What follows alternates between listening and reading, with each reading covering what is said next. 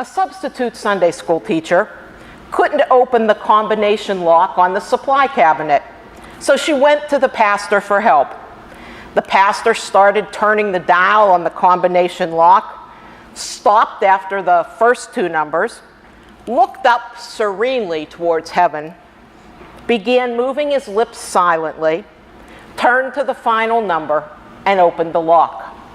The teacher gasped, "I'm in awe of your faith, Pastor." "Really?" he said. "It's nothing. The number is on a piece of tape on the ceiling." I wish the answers to all of life's problems were on a piece of tape on the ceiling, don't you?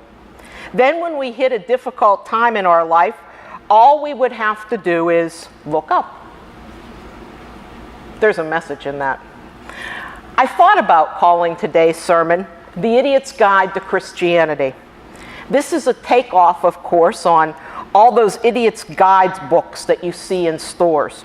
You know, The Idiot's Guide to the Internet, The Idiot's Guide to Auto Repair, The Idiot's Guide to Selling Your Home, and even The Idiot's Guide to Sex. I kid you not. There ought to be an idiot's guide for life, for there are basic questions for which all of us need answers.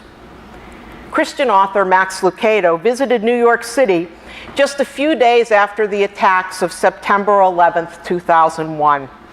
On a ride around the city, Lucado asked his taxi driver if his life was any different since the attacks. The driver replied, "I keep getting lost." He explained that he had always looked to the World Trade Towers to get his bearings while driving around the city. Now that the giant towers were gone, he said, "I can't get my bearings anymore." Many of us can relate to that man's problem. After a sudden tragedy in our lives, we feel like we can't get our bearings anymore either. Oh, but that there were answers taped to the ceiling. It won't be my purpose to answer all of your questions this morning. I couldn't do it if I tried. But I want to deal with two of the biggest and most important questions. Suppose you were asked to write one of these idiots' guidebooks explaining the Christian faith to outsiders. Where would you begin? Well, you might begin with our text for this morning. In it, you find the two essential elements of our faith. Thus, your Idiot's Guide to Christianity would basically be in two sections. Number one, when you see Jesus, you see God. Section 1 of our Idiot's Guide to Christianity would carry that heading. When you see Jesus, you see God. That's simple enough, isn't it? When you see Jesus, you see God. Jesus says in our gospel lesson for this morning, "He who welcomes you welcomes me, and he who welcomes me welcomes him who sent me." When you welcome Jesus, you welcome God. We believe that in the life and teachings of Jesus and in his resurrected presence, we discover everything we need to know about God. What is God like? Look to Jesus. Does my life matter? Well, what does Jesus say? What happens when we die? Jesus has the answer. When you see Jesus, you see God. There's an old fairy tale that I'd like to acquaint you with this morning. Maybe you can see in it what I see. A certain king called together all the eligible royal suitors near and far to present them to his daughter, the princess. But the princess was an arrogant girl, and she mocked every single one of them. She took special pleasure in picking on a noble king whose only flaw was that he had a crooked chin. The princess called him King Crazy Chin and laughed at him in disdain. So the king decided to punish his daughter for her arrogance. He determined to marry her off to the first beggar who came along. The next day, a wandering minstrel happened by the palace looking for handouts. True to his oath, the king offered the minstrel his daughter's hand in marriage. The princess was, of course, mortified by her father's proposal, but the king ordered the marriage ceremony to begin immediately. Afterwards, he directed the princess to gather up a few belongings and leave the palace. As the miserable princess and her new husband traveled along, they passed through a lush forest. "Who owns this beautiful land?" the princess asked. "King Crazy Chin," the minstrel replied. "The one who takes the king gets everything." Later in their journey, they came across a beautiful castle, 10 times more splendid than the princess's ancestral home. "Who owns that marvelous castle?" the princess asked. "That too belongs to King Crazy Chin," he replied. "The one who takes the king gets everything." To the princess's dismay, they arrived at a miserable little cottage. The princess knew nothing about running a household. The patient beggar taught her how to cook and clean and mend their clothes. He tried to teach her a trade, too, so she could earn a living, but her miserable efforts failed each time. Finally, the princess was reduced to serving as a kitchen maid in the kitchen of the fine palace she had once passed. She kept a small pocket hidden inside the folds of her dress, in which she stored leftover scraps of food to take home to her husband. One night it was announced that there would be a grand wedding at the palace. As the princess scurried about making preparations, the groom suddenly appeared in the doorway. It was King Crazy Chin himself. The princess tried to turn away so he wouldn't see her in this humbled state. But King Crazy Chin took the princess by the hand and insisted that they dance together. As he pulled her toward the ballroom floor, the inner pocket in the princess's dress broke and scraps of food splattered to the floor. Everyone turned to stare and laugh. The princess was horrified. She turned to run away, but King Crazy Chin wouldn't let her go. "Don't be afraid," he said tenderly. "Don't you know that I am your beggar husband in disguise? I have done all this so that you would love me. The wedding tonight is for you and me, that we may be married in the style proper for a king and a princess." The princess, truly heartbroken, cried, "I'm sorry, I don't deserve you."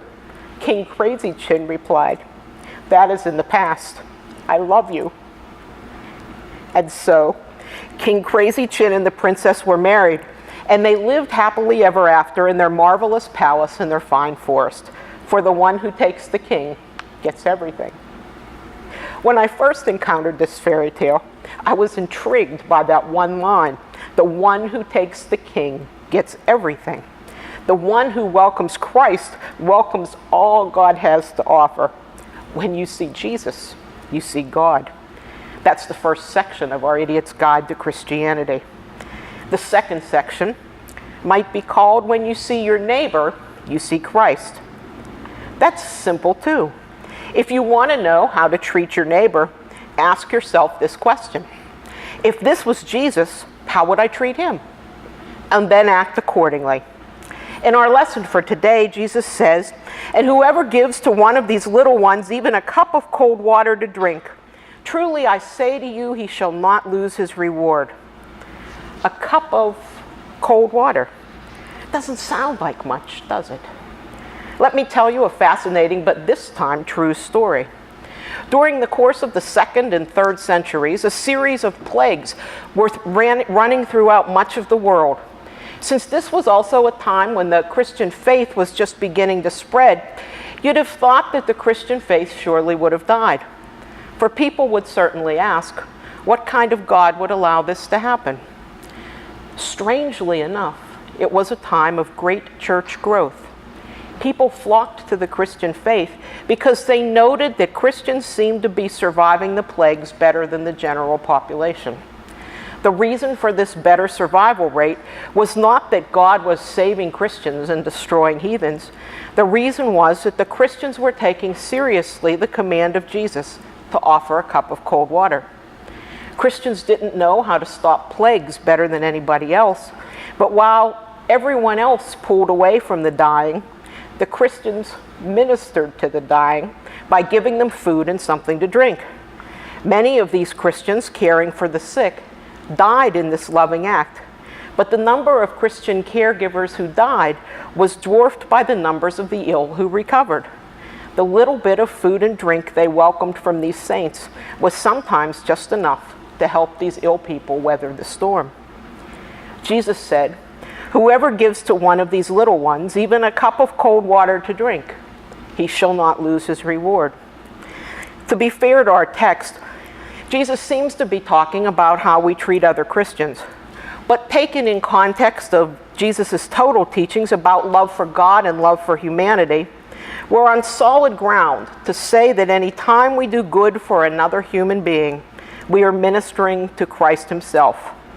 Who can forget Jesus' words in Matthew 25? I was hungry and you gave me to eat. I was thirsty and you gave me drink. I was a stranger and you took me in. Naked and you clothed me. I was sick and you visited me. I was in prison and you came to visit me. Then shall the righteous answer him, Lord, when did we see you hungry?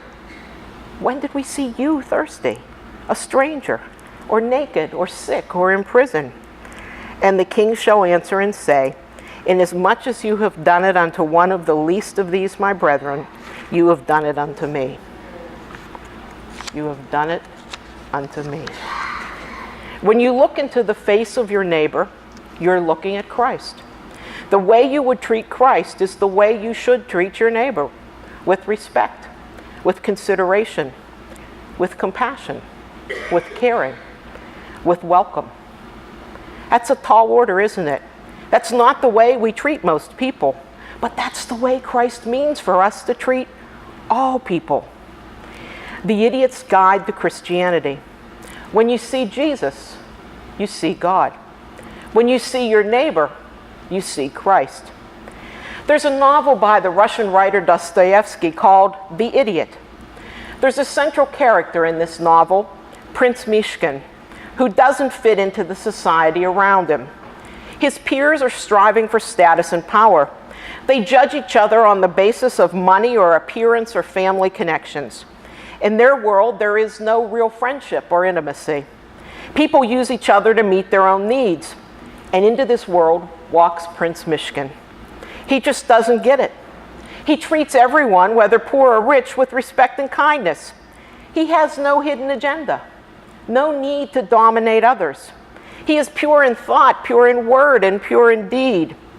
This makes him a fool in other people's eyes. At the same time, all these empty, cynical, status-seeking people are strangely drawn to him. He attracts others not through money or power, but through the strength of his character. The idiot. If that's what an idiot is, then I wish that we all could be idiots for Christ. So our Idiot's Guide to Christianity is complete. It has 2 sections. When you see Jesus, you see God, and when you see your neighbor, you see Christ. We should put a form in the back of the book to fill out. It would be a form asking if the person reading this guide would make a commitment to the God who is revealed in Jesus Christ. Part of that commitment would be that the person filling out the form would begin looking for Jesus in every person he or she meets. I wonder if you were asked to sign such a form this morning, would you do it? Would you become an idiot for Christ? Would you treat everyone, whether poor or rich, with respect and kindness? Could you have no hidden agenda and no need to dominate others? Could you be pure in thought, pure in word, pure in deed? That might make you a fool in others' eyes. At the same time, all these empty, cynical, status-seeking people will be strangely drawn to you. You will attract others not through money or power, but through the strength of your character. One of my favorite legends is the legend about a monastery that had fallen on some very hard times. Long ago, its buildings had been filled with young monks, and the chapel resounded with the singing of the choir. But now the monastery was deserted. People no longer came there to be nourished by prayer. Only a handful of old monks remained. On the edge of the monastery woods, an old rabbi had built a tiny hut. He came there from time to fast and to pray. No one ever spoke with him, but whenever he appeared, the word would be passed from monk to monk. The rabbi walks in the woods. One day the abbot decided to visit the rabbi and bare his heart to him. As he approached the hut, the abbot saw the rabbi standing in the doorway. His arms were outstretched in welcome. It was as though he had been waiting there for some time. The two embraced. As he entered the hut, he saw in the middle of the room a wooden table with the scriptures open. They sat there for a moment, in the presence of the book. Then the rabbi began to cry. The abbot couldn't contain himself either. He covered his face with his hands and broke down. After the tears, all was quiet again, and the rabbi lifted his head. "You and your brothers are serving God with heavy hearts," he said. "You have come to ask a teaching of me. I give you a teaching, but you may only repeat it once. After that, no one must ever say it aloud again." The rabbi looked straight at the abbot and said, "The Messiah is among you." The abbot stood in stunned silence. Then the rabbi said, "Now you must go." The abbot left without ever looking back. The next morning, the abbot called all the monks together in the chapel. He told them that he had welcomed a teaching from the rabbi who walks in the woods, and that this teaching was never again to be spoken aloud. Then he looked at each of his brothers and said, "The rabbi said that one of us is the Messiah." The monks were startled and thought to themselves, what could it mean? Is Brother John the Messiah? Nah, he's too old and crotchety. How about Brother Thomas? No, he's too stubborn and set in his ways. Then they wondered, am I the Messiah? What could this teaching possibly mean? They were all deeply puzzled by it, but no one ever mentioned it again. As time went by, though, something began to happen at the monastery. The monks began to treat one another with reverence. They were once again gentle with one another. They lived with one another as brothers once again. Visitors found themselves deeply moved by the genuine caring and sharing that went on among them. Before long, people were again coming from great distances to be nourished by the prayer of these monks. And young men were asking once again to become part of the community. Jesus said, "Whoever welcomes you welcomes me." Welcome, because in one another we see the face of Christ. It's the first step in Christian discipleship. Never underestimate the power of a cup of cold water. Welcoming one another is a sign that Christ is welcome. And where Christ is welcome, all things are possible. Amen.